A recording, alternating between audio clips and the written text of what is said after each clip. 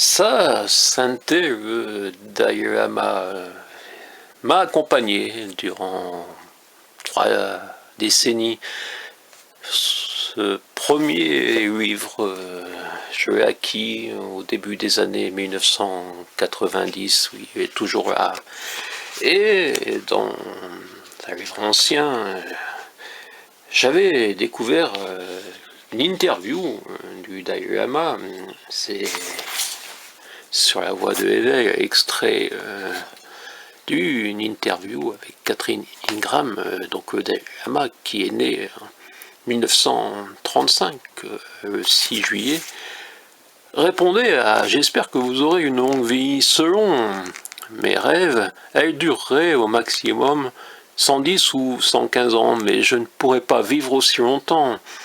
Aussi, je vivrai jusqu'à 90 ans. Entre 80 et 90, je deviendrai ensuite inutile, un vieux Dalai Lama sans grande valeur.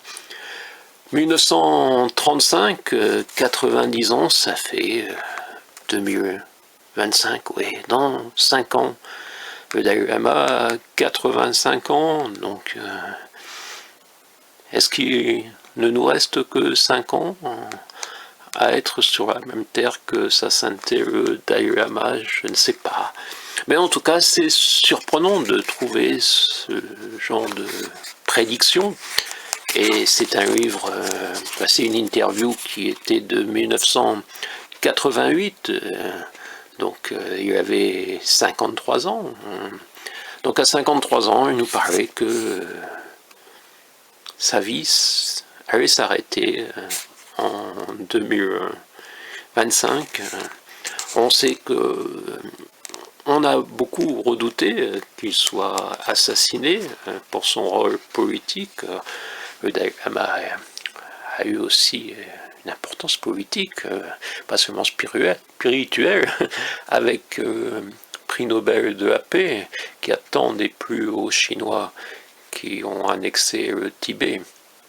Donc pour ma génération, c'est une chance d'avoir eu accès à ces livres. Je vous ai parlé déjà dans d'autres vidéos du bouddhisme avec également Mathieu Ricard, les paroles du Bouddha, Sogyal Rinpoche,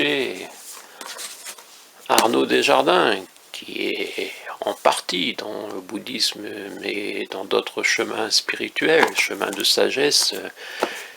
Thich Nhat Hanh, qui a 92 ans, je crois, lui maintenant, qui est retourné au Vietnam. Voilà, donc pour moi, depuis 3 décennies, c'est un plaisir de régulièrement plonger dans les textes de sa sainteté le Dalai Lama, même si je ne partage pas l'ensemble, même si parfois j'ai encore des difficultés, oui, sur certains textes, j'ai encore des difficultés à bien saisir la pensée de sa sainteté le Dalai Lama, qui est aussi un des plus grands érudits de notre époque. Donc voilà, je vous conseille de lire ces livres, que vous soyez en recherche de spiritualité ou simplement en recherche de littérature. Les deux seraient encore mieux. Mais voilà, aujourd'hui je souhaitais faire une petite vidéo sur ça, sur cette mort de sa sainteté le Dalai Lama, qui n'est pas une véritable mort au sens où beaucoup l'entendent, qui est un passage, qui est un éternel retour,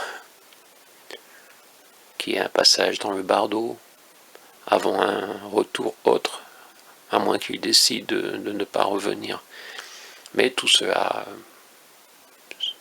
d'autres en parlent mieux que moi, je pense. Ici, mon Luc en Quercy-Blanc, oui, vous voyez, il existe des livres qui essayent de faire avancer dans la spiritualité.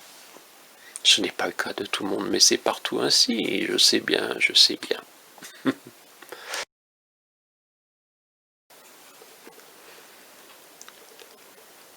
Le bouddhisme, le noble sentier des 8 pratiques justes. C'est dans ce livre de Thich Nhat Hanh, le cœur des enseignements du Bouddha, que j'ai trouvé la meilleure, la plus limpide, je dirais, explication sur ce noble chemin des 8 pratiques justes. Thich Nhat Hanh est reparti au Vietnam. Le moine bouddhiste y était né le 11 octobre 1926. Alors, 42 inscriptions au monument historique et nous allons regarder ensemble ce bouquin si cette chatte nous le permet ou alors. Bon, il fallait bien qu'un jour je vous le présente en vidéo également, ce bouquin sur la disparition d'un canton Montcuq, alors